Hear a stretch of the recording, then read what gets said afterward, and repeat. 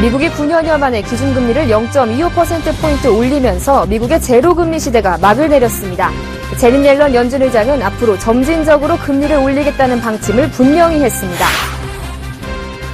미국의 금리 인상에도 오늘 우리 증시는 강세를 보이는 등 무덤덤한 모습이었습니다. 이미 시장에서 미국의 금리 인상을 예상해온 만큼 국내 증시에 선반영됐다는 분석입니다.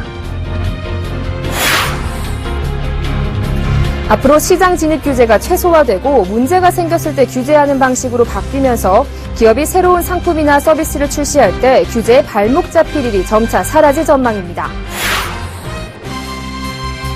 정부가 환경보전 가치가 낮고 투기 우려가 적은 소규모 자투리 땅인 단절 토지를 그린벨트에서 풀어주는 방안을 추진합니다.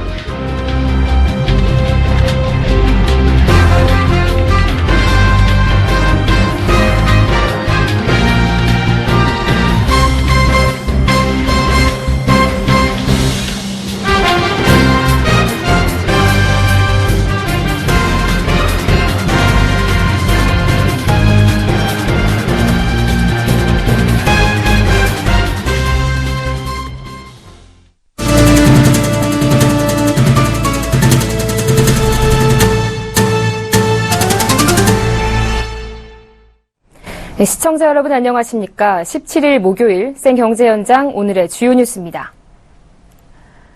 미국의 제로금리 시대가 끝났습니다. 오늘 새벽 미국 연방준비제도는 기준금리를 0.25%포인트 올렸습니다. 2006년 6월 이후 9년 6개월 만에 첫 기준금리 인상입니다. 김성훈 기자입니다. 오늘 미 연준은 워싱턴 DC 본부에서 열린 FOMC 정례회의에서 기준금리를 현재의 0에서 0.25%에서 0.25에서 0.5%로 0.25%포인트 올리기로 결정했습니다. 연준은 성명에서 올해 고용 여건이 상당히 개선됐고 물가가 중기 목표치인 2%로 오를 것이라는 합리적 확신이 있다며 금리 인상 배경을 설명했습니다. 오늘 발표가 있기 전부터 미국의 금리 인상은 기정사실화되었습니다. 이제 시장의 관심은 금리 인상 속도에 맞춰지고 있습니다. 급격한 금리 인상은 금융과 실물 양쪽에 충격을 줄 수 있기 때문입니다. 연준은 이에 대해 경제 상황에 연동된 점진적 금리 인상 방침을 분명히 했습니다. The committee expects that economic conditions will evolve in a manner that will warrant only gradual increases in the federal funds rate. The federal funds rate is likely to remain for some time below levels that are expected to prevail in the longer run. 미 연준위원 17명이 향후 기준금리 전망을 점으로 표시한 점도표를 보면 이들은 내년 말까지 기준금리를 평균 1.375%까지 4차례 올릴 것으로 예상하고 있습니다. 시장에서는 경제 상황에 연동해 미국이 2017년 말과 2018년 말 각각 최대 2.5%, 3.5% 안팎으로 금리 수준을 끌어올릴 것으로 내다보는 분위기입니다. 미국 금리 인상에도 뉴욕 증시가 상승했고 한국 증시도 강보합세를 보여 금리 인상이 호재로 작용하는 모습입니다. 오히려 불확실성이 해소돼 주식시장에 긍정적인 영향을 미친 셈입니다. 그러나 중장기적으로는 미국 금리 인상은 달러 가치를 더욱 높게 만들어 유가 하락을 부채질할 수 있습니다. 이렇게 되면 신흥국 경제는 더욱 힘들어지고 글로벌 경기 역시 악화될 수 있습니다. 글로벌 자금이 강달러를 따라 미국으로 몰려가면 한국을 포함한 신흥국 금융시장이 크게 교란되는 상황도 우려됩니다. 서울경제TV 김성훈입니다. 미국 금리 인상, 우리 증시에는 어떤 영향을 미쳤을까요? 어제에 이어 주식시장은 강세를 보였습니다. 제한적인 안도랠리나 산타랠리가 시작됐다는 전망도 나오고 있는데요. 앵커 리포트입니다. 미국이 기준금리를 인상했다는 소식이 전해진 오늘 아침, 코스피는 0.7% 상승 출발했습니다. 미국 금리 인상이 당장은 전혀 악재가 아니라는 것을 보여준 것입니다. 코스피는 1970선을 탈환한 뒤 0.43% 오른 1977.96으로 장을 마쳤습니다. 특히 코스닥은 강세를 보이며 1.67% 올랐습니다. 매 FOMC 회의 때마다 국내 증시가 민감하게 반응하는 등 올 한 해 미국 기준금리 인상은 우리 증시를 흔들어 왔습니다. 하지만 막상 미국이 금리를 올린 오늘 국내 증시는 강세를 보였습니다. 미국 금리 인상을 시장에서 오랜 기간 충분히 예상한 터라 이미 국내 증시에 선반영된 것으로 풀이됩니다. 전문가들은 미 연준이 앞으로 상황에 따라 금리 인상을 유보할 수 있으며 점진적 인상 기조를 명확하게 밝힌 점을 들어 국내 증시에 큰 충격은 없을 것으로 내다보고 있습니다. 오히려 당분간 안정적인 랠리를 이어갈 가능성이 높다는 예측도 나오고 있습니다. 단기적으로는 뭐 좀 교통 정리의 시간이 필요한데 그런 시간이 지난 뒤에는 또 랠리가 좀 더 이어질 수 있지 않을까라는 생각을 하고 있고요. 국내 채권 시장에 미치는 영향 역시 제한적일 것이라는 분석이 많습니다. 2년 이하 단기 금리는 미국 기준금리 인상으로 금리 상승 압력이 불가피하지만 그 속도는 느릴 것이라는 전망이 우세합니다. 이에 따라 10년 이상 장기 금리의 상승폭도 제한될 것이라는 분석입니다. 그러나 앞으로 달러 강세로 외국인 자금 이탈이 더욱 가속화될 것이라는 우려는 여전합니다. 실제로 오늘 한국 증시에서 외국인은 653억 원어치를 순매도했습니다. 외국인은 코스피 시장에서 지난 2일부터 오늘까지 12거래일째 셀코리아를 이어가며 이 기간 동안에만 3조 원에 가까운 주식을 팔아치웠습니다. 또 미국 금리 인상이라는 하나의 불확실성은 사라졌지만 여전히 저유가로 인한 중동계 자금 이탈과 중국 경기 둔화 우려 등의 악재도 남아있는 상황입니다. 서울경제TV 정한입니다. 미 연준에 이어 한국은행이 금리를 따라 올릴지 귀추가 주목되고 있습니다. 장기간 예견돼 왔던 일이라 일단 시장의 충격은 크지 않은 만큼 한국은행은 국내 경제 회복세를 주시하며 내년 상반기까지는 동결 기조를 유지할 것으로 예상됩니다. 정훈규 기자입니다. 미국이 9년 만에 금리 인상을 단행하자 우리나라 기준금리를 결정하는 한국은행의 셈법이 복잡해졌습니다. 일단 당분간은 미국을 따라 금리를 올리지 않을 것이라는 전망이 지배적입니다. 한국은행 입장에서 기준금리를 내리는 것도 올리는 것도 모두 쉽지 않은 상황입니다. 외국 자본 유출을 우려해 금리를 올리면 자칫 국내 경제에 찬물을 끼얹을 수 있습니다. 국내 경기를 생각해 미국과 반대로 기준금리를 내릴 경우에도 부작용이 예상됩니다. 한국 경제의 뇌관으로 꼽히는 가계와 기업 부채를 늘릴 수 있고 부실 기업에 대한 구조조정의 장애물을 만들 수 있습니다. 이 때문에 한국은행은 미국을 곧장 따라가지 않을 것이라는 입장을 분명히 밝혀왔습니다. 한국은행의 금리를 결정하게 되면은 미 금리 인상 그 자체를 보는 것이 아니고 이제 미 금리 인상 이후에 국제 금융시장의 움직임, 그다음에 신흥국의 경기 움직임, 이런 제반 모든 요인과 미 연준의 결정과 상관없이 국내외 경제 지표에 따라 앞으로의 금리를 결정하겠다는 것입니다. 이에 따라 내년 상반기까지는 한국은행이 기준금리를 올리지 않을 것이라는 의견이 우세합니다. 수출 부진과 저물가 등을 고려할 때 국내 경제가 단기간에 안정적인 회복세에 올라서기는 쉽지 않기 때문입니다. 금리 인상에 따른 가계부채와 부동산 시장의 충격 등 부작용을 줄이기 위한 시간이 필요하다는 분석입니다. 결국 한국은행이 기준금리를 인상할 수 있는 여건이 조성돼야 하는데 전문가들은 이 시기가 일러야 내년 하반기가 될 것으로 내다보고 있습니다. 서울경제TV 정훈규입니다.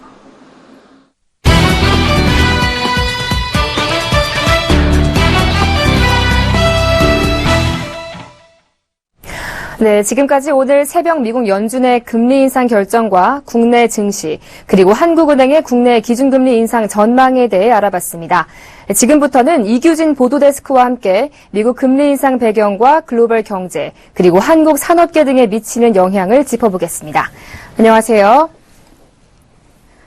네, 미국이 드디어 기준금리를 올렸습니다. 사실 그동안 미 연준은 하반기 들어서면서 계속해서 금리 인상을 한다는 말을 흘려왔었죠. 왜 미국이 금리를 올린 걸까요? 네, 미국이 기준금리를 올린 것은 경기 과열을 사전에 막으려는 조치입니다. 미국은 지난 2008년 부동산 버블이 터지면서 큰 고생을 했습니다. 서브프라임 모기지 사태죠. 집값 하락으로 가난한 대출자들이 집 대출을 갚지 못하면서 서브프라임 모기지 사태가 터졌고 이는 도미노처럼 금융기관들을 망가뜨려 결국 리만 브라더스가 도산하는 등 금융시장이 패닉 상태에 빠졌습니다. 장기간의 저금리 정책으로 자산시장에 또 버블이 생겼다 터지면 미국 경제는 물론 세계 경제가 극심한 침체에 빠질 수밖에 없습니다.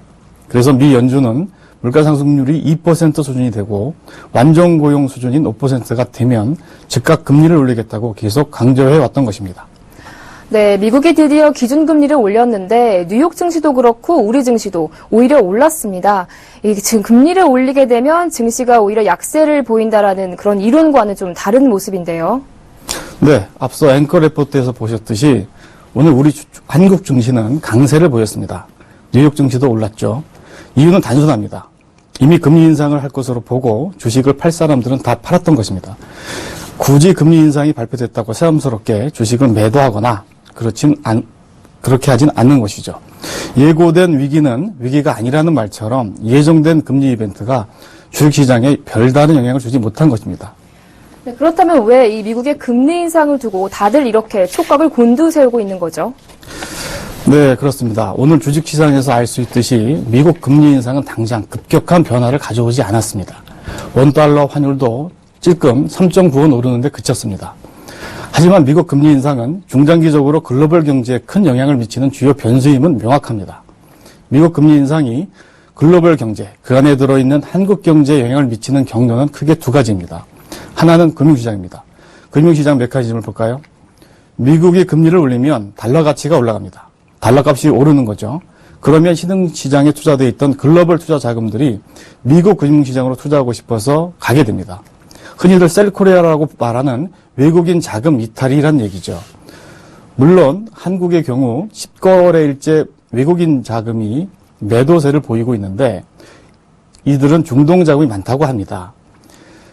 금융위기 이후에 신흥국에 유입된 자금은 총 3조 5천억 달러나 되는데요. 대부분 고수익을 노린 돈으로 신흥국 채권에 몰려 있는데 미국 저금리와 양적 완화로 신흥국에 풀렸던 자금이 미국 금리 인상으로 한꺼번에 빠져나갈 가능성이 있는 것입니다. 네, 이미 신흥국에서 대거 자금이 빠져나간 사례가 있었죠. 또 미국의 갑작스러운 금리 인상으로 또 경제 위기가 나타난 적도 있었죠. 네, 그렇습니다. 여러분들도 잘 아시다시피 1994년 미국은 1년 만에 금리를 3%에서 6%로 갑자기 올립니다. 그러자 멕시코를 시작으로 동아시아, 중남미, 그리고 러시아에서 외환위기가 발생했습니다. 한국도 1997년 외환위기를 당한 것이죠. 지난 2013년 8월에는 당시 벤 버냉키 미국 연준 의장이 양적 완화를 촉구할 수 있다고 말하자 이후 5개월 동안 신흥국에서 돈이 대거 빠져나가는 긴축발작, 즉 테이퍼 텐트럼이 벌어졌습니다. 미국 금리 인상을 앞둔 지난 3분기에는 15개국 신흥국에서 외국인 자금 약 40조 원, 338억 달러가 순유출됐습니다. 이번 미국 금리 인상 결정 바로 직전인 거죠. 한국은 12조 원 8천억, 109억 달러가 빠져나갔고요. 신흥국에서 돈이 갑자기 많이 빠져나가면 단기 외채 비중이 높은 브라질, 남아공, 말레이시아, 터키, 러시아 등이 외채를 갚지 못하는 국가 부도 사태를 맞을 수 있습니다. 이게 바로 미국 금리 인상이 초래할 무서운 리스크 중 하나입니다. 다행히 한국은 그동안 외환 보유고를 계속 늘려왔고 불황형이지만 경상수지가 흑자여서 이들 신흥국만큼 위험한 것은 아닙니다. 네, 금융시장은 그렇고 그렇다면 이 실물 부분에는 미국의 금리 인상이 어떤 영향을 미치게 될까요? 네, 실물 부분도 똑같이 어려움을 겪을 수 있습니다. 달러 가치가 올라가면 유가는 떨어지게 됩니다. 달러와 유가는 반대 방향으로 움직이는데요. 지금도 초저유가라며 산유국 경제가 휘청거리는데 앞으로 미국이 2017년 말까지 금리를 3%대로 끌어올리면 유가는 더 떨어지거나 반등하지 못할 수 있습니다. 이렇게 되면 산유국 등 신흥국들은 금융부분뿐만 아니라 실물 경제에서도 침체를 계속 겪게 되고 이는 수출의 60%를 신흥국에 의존하는 한국 경제의 직격탄이 될 수 있습니다. 네, 미 금리 인상의 전반적인 영향에 대해서 이규진 보도데스크와 함께했습니다. 오늘 말씀 잘 들었습니다. 고맙습니다.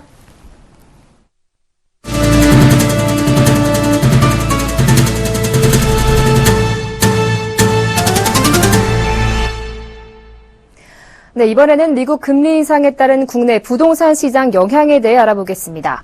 미국이 금리를 올리면서 내년 국내 부동산 시장에 대한 전망은 주택 구매 심리를 위축시킬 것이라는 의견과 급격한 대출 금리 인상은 없어 한동안 큰 충격은 오지 않을 것이란 전망입니다. 정창신 기자가 전합니다. 미국이 기준금리를 올리자 부동산 시장에서는 국내 기준금리와 시중은행의 대출금리 인상으로 이어져 주택 수요자들에게 악재로 작용할 것이란 목소리가 많아졌습니다. 수요자들이 집을 살 때 대출에 의존하기 때문입니다. 미국의 기준금리 인상은 이제 우리나라 부동산 시장에도 그 대출금리 인상으로 이어질 가능성이 높기 때문에 주거용뿐만이 아니라 상업용 부동산 시장도 부정적인 요소로 작용할 가능성이 매우 높은 상황입니다. 더욱이 내년 2월 수도권부터 대출 심사가 깐깐해지는 등 이딴 금융악재에 아파트 매매 전세 상승폭도 축소됐습니다. 오늘 한국감정원에 따르면 지난 14일 기준 전국 주간 아파트 값은 전주보다 0.03%, 전세 가격은 0.07% 각각 상승했습니다. 매매값은 매수 심리 위축으로 거래량이 줄어들며 상승폭이 축소됐고 전셋값도 높아진 가격 부담 등으로 상승폭이 줄었습니다. 반면 국내 금리 인상은 단계적으로 이루어지기 때문에 내년까지는 큰 영향이 없다는 전망도 나왔습니다. 적어도 내년 상반기나 3, 4분기까지는 큰 영향이 없을 거예요. 바로 올리면 경제에 대한 영향이 크기 때문에 조금 지연해서 올릴 겁니다. 미국이 기준금리를 올렸지만 한국이 바로 금리를 올리지 않을 것이기 때문에 내년 부동산 시장은 크게 달라지지 않을 것이란 얘기입니다. 오히려 경기 침체가 심해지면 한국은행이 디플레이션을 우려해 금리를 추가 인하할 수도 있다는 분석도 있습니다. 그러나 미국이 내년과 후년 계속해서 기준금리를 올려갈 경우 결국 한국도 금리를 따라 올릴 수밖에 없는 구조이고 이를 우려한 주택 수요자들이 미리 움츠러들 수도 있는 상황이어서 내년 봄 이사철 시장 동향을 지켜봐야 부동산 시장의 방향성이 잡힐 것으로 보입니다. 서울경제TV 정창신입니다. 네, 그렇다면 빚을 내서 집을 산 사람은 어떻게 해야 할까요? 미국이 금리를 인상하면서 중장기적으로는 우리도 금리를 올릴 수 있는 상황이 됐는데요. 이에 집을 사기 위해 은행에 돈을 빌린 사람들의 부담이 더욱 커질 수밖에 없게 됐습니다. 자세한 소식 양한나 기자가 전합니다. 작년 하반기 부동산 금융 규제가 풀린 이후 주택담보대출을 받아 집을 사는 사람들이 크게 늘었습니다. 올해 3분기 주택담보대출은 384조 원에 달합니다. 작년 같은 분기보다 34조 원이나 늘어난 수치입니다. 이처럼 빚을 내 집을 산 사람들에게 미국 기준금리 인상 소식은 악재가 될 전망입니다. 내년에 미국이 4차례에 걸쳐 금리 인상을 계속해 나간다면 당장은 아니더라도 한국은행 역시 기준금리를 올려야 하는 압력을 받게 됩니다.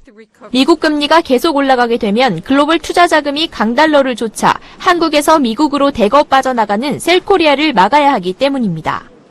기준금리 인상에 따라 시중은행의 대출금리가 오르게 되면 이자 부담은 커지게 됩니다. 한국은행이 기준금리를 0.25%포인트 인상하게 되면 대출 이자 비용은 연간 1조 7천억 원이 늘어날 것으로 추정됩니다. 이미 시중은행에서 2%대 주택담보대출 금리는 사라진 지 오래입니다. 미국 금리 인상을 예상하고 시중은행들이 지난 9월부터 대출 금리를 올리기 시작해 지금은 3%대 주택대출 금리가 상식이 됐습니다. 여기에 최근 집값이 하락하는 추세를 보이는 것도 위험 요인입니다. 만약 금리가 2%포인트 오르고 집값이 10% 떨어지게 되면 154만 7천 가구가 빚을 갚지 못하는 처지에 내몰리게 됩니다. 이에 변동금리로 대출을 받은 사람들은 고정금리로 갈아타는 게 유리하다는 전문가들의 의견이 나옵니다. 금리 차이가 많지 않다면 당연히 고정금리로 갈아타시는 게 굉장히 유리하고요. 금리 차가 1% 이상 나면 좀 고려는 해봐야 되고 0.5% 정도 차이만 나면은 갈아타는 게 좋죠. 3%대면은 고정금리 갈아타시는 게 낫죠. 미국 기준금리 인상으로 3% 중반대인 변동금리가 최고 5%까지 오를 것으로 예상돼 지금이라도 고정금리로 갈아타야 한다는 조언입니다. 서울경제TV 양한나입니다. 시장 진입 규제가 최소한의 금지 사항만 열거하는 네거티브 방식으로 바뀝니다. 이에 기업이 새로운 상품이나 서비스를 출시할 때 규제에 발목이 잡히는 일이 점차 사라질 전망입니다. 기획재정부 중장기 전략위원회는 시장 친화적 기업 환경을 통해 기업가형 국가를 만들기 위한 구체적 정책 과제로 이 같은 방안을 제시했습니다. 전략위원회는 기업이 새로 개발한 상품과 서비스를 일단 출시하도록 한 뒤 나중에 문제가 생겼을 때 규제하는 사후적 규제 방식으로 전환해야 한다는 의견을 냈습니다. 아울러 전략위원회가 앞으로 5년에서 10년 동안 정부 역할을 재정립해 민간이 이끄는 경제체제를 만들어야 한다고 제안했습니다. 정부의 헬리콥터밤에서 빗자루밤으로의 변신을 요구한 셈입니다. 헬리콥터밤은 자녀주의를 맴돌며 자녀의 일이라면 무엇이든 발벗고 나서는 엄마를 뜻하며 빗자루밤은 자녀가 성장하는 과정에서 장애물만 치워주는 식으로 간섭을 최소화하는 엄마를 의미합니다. 정부가 앞으로 10,000제곱미터가 넘는 단절 토지도 그린벨트에서 풀어주는 방안을 추진하기로 했습니다. 단절 토지는 개발 제한 구역 지정 후 도로나 철도, 하천 개수 등 공공시설 설치로 단절된 10,000제곱미터 미만의 자투리 땅을 말합니다. 이 땅이 10,000제곱미터 이상을 초과하는 경우에는 그린벨트 해제가 제한돼 소유자들의 불만이 많았습니다. 이에 환경적 보전 가치가 낮고 난개발과 투기 우려가 적은 30,000제곱미터 미만 이내의 단절 토지는 중도위의 심의를 거쳐 해제하는 방안이 나온 것입니다. 이외에 국토부는 이 같은 내용을 골자로 한 11건의 규제 개선을 통해 그린벨트 해제 지역에 약 3,600억 원의 신규 투자와 문화재 보존, 교육 여건 개선 등의 효과가 날 것으로 전망했습니다. 화려한 크리스마스 트리 장식에 손을 꼭 잡고 거리를 걷는 연인들. 크리스마스 하면 머릿속에 그려지는 즐거운 풍경입니다. 그런데 올해 SNS상 분위기는 다소 냉랭하다고 하는데요.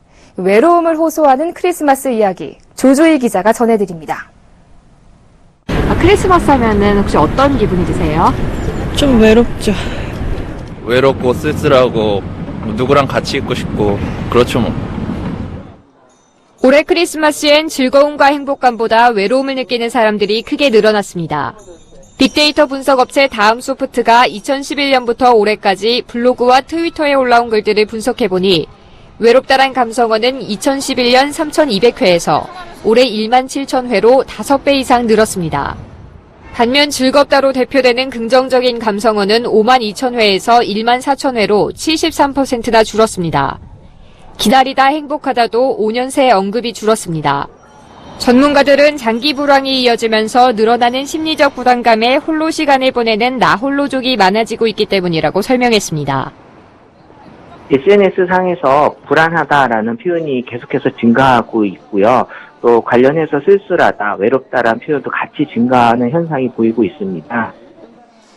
한편 지난 5년간 크리스마스 선물로 가장 인기가 높았던 건 2만 건 가까이 언급된 인형이었습니다. 다음으로는 커피 장난감이 그 뒤를 이었습니다. 특히 올해는 팔찌와 반지가 처음 등장해 각각 선호 선물 1위와 3위를 차지했습니다. 서울경제TV 조주희입니다. 올 한해 경기 불황의 그늘 속에서도 소비자들의 마음을 사로잡은 대박 상품들은 어떤 것들이 있었을까요? 올해 소비 트렌드를 한지희 기자가 돌아봅니다.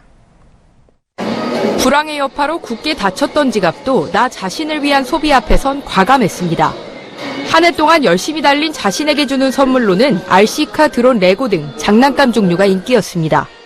어린 시절로 돌아가고 싶어하는 어른들, 즉 키덜트족이 유통가의 큰 손으로 떠오른 겁니다. 지난 10월 한 달 동안 옥션의 해외 직구 전문관 키덜트 상품 판매량은 지난해보다 49% 늘었습니다. 취미나 관심사가 다양해지면서 인테리어 제품과 캠핑용품 구매량도 늘었습니다. 올해도 경기가 좋지 않아서 소비자들이 해외 직구들을 통해 조금이라도 싼 상품을 찾는 가운데 나를 유시하는 젊은 층들의 소비가 늘면서 가정을 위한 키덜트 상품들이 큰 인기를 끌었습니다. 드라마 응답하라 시리즈가 향수를 불러일으키며 패션가엔 복고 열풍이 불었습니다. 80년대의 모습이 고스란히 재현된 드라마 한 편이 40대와 젊은 세대를 하나로 묶은 겁니다. 온라인 쇼핑몰 AK몰이 최근 한 달간의 매출을 분석한 결과 몸매를 그대로 드러낸 스키니 패션과 달리 바지통이 넓어 나팔바지로 불리는 부츠컷 청바지는 여성용 매출이 8배 이상 늘었고 남성용 매출도 23% 증가했습니다. 또 목폴라로 불리는 터틀넥 니트와 터틀넥 티셔츠 역시 남성과 여성 매출이 각각 136%, 86%씩 올랐습니다. 요리도 올해 주요 소비 트렌드였습니다. 조리 과정부터 먹는 모습까지 보여주는 이른바 쿡방 열풍은 새로운 트렌드를 만들었습니다. 특히 중식 요리를 따라하는 소비자들이 늘면서 덩달아 짜장, 짬뽕, 라면도 주목받았습니다. 짜장 열풍을 주도한 농심짜왕은 출시 후 현재까지 700억 원어치가 팔렸고 오뚜기 진짬뽕은 출시 한 달 동안 5,000개가 판매됐습니다. 여러 요리에 쓰이는 치즈와 통조림 제품 구매도 꾸준합니다. 서울경제TV 한지입니다. 두산 인프라코어가 대규모 구조조정을 진행하고 있는 가운데 1, 2년차 신입 직원 88명 중 32%인 28명이 희망퇴직을 신청한 것으로 확인됐습니다. 하지만 20대 명퇴가 사회적으로 논란이 되면서 회사는 이들의 희망퇴직 신청을 모두 반려한 것으로 알려졌습니다. 이에 따라 신입사원들은 일단 희망퇴직에서 제외됐습니다. 두산 인프라코어 관계자는 희망퇴직을 접수한 28명 전원에 대해 철회 조치를 했다며 다만 회사의 반려에도 퇴직 의사를 밝히면 퇴직 처리가 될 것이라 전했습니다. 입사 3년차 이상은 그대로 희망퇴직 신청 대상을 유지했습니다. 올 들어 벌써 4번째인 두산 인프라코어 희망퇴직을 둘러싸고 회사 내부에서는 신입사원과 임신 3개월 여성, 출산휴가 2달 전 여성, 또 사내 부부 중 여성 사원 등이 희망퇴직을 권고받았다는 주장이 나오는 등 회사가 무리하게 감원을 진행하고 있다는 불만이 터져나오고 있습니다. 보험개발원은 내년 1월부터 뉴 SM5 제규어 등 국산 외제차 57개 모델의 자기 차량 보험료가 인상되고 K5 소렌토알 등 60개 모델은 보험료가 내리는 등 117개 모델의 등급이 조정됐다고 밝혔습니다. 내년부터 국내 금융회사들이 외국 거주자의 국내 금융계좌 정보를 확인할 예정입니다. 기획재정부는 조세 회피처를 활용해 여교에서 탈세하는 일이 갈수록 어려워질 것이라고 강조했습니다. 보건복지부는 동거가족 중에 치매 환자가 있으면 기본공제와 별도로 나이에 제한 없이 한 명당 연간 200만 원을 추가 공제받을 수 있다고 밝혔습니다. 미래창조과학부는 이르면 내년 1월부터 알뜰폰에서도 1일 무제한 데이터 로밍 서비스를 하루 9,000에서 만 원 정도의 요금으로 이용할 수 있게 된다고 밝혔습니다.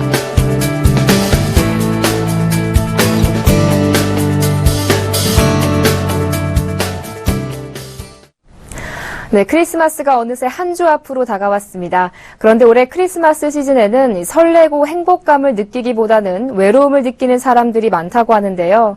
올 크리스마스엔 주변 친구들에게 안부 전화나 메시지라도 보내보는 건 어떨까요? 생경제현장 여기서 마칩니다. 시청해주신 여러분 고맙습니다.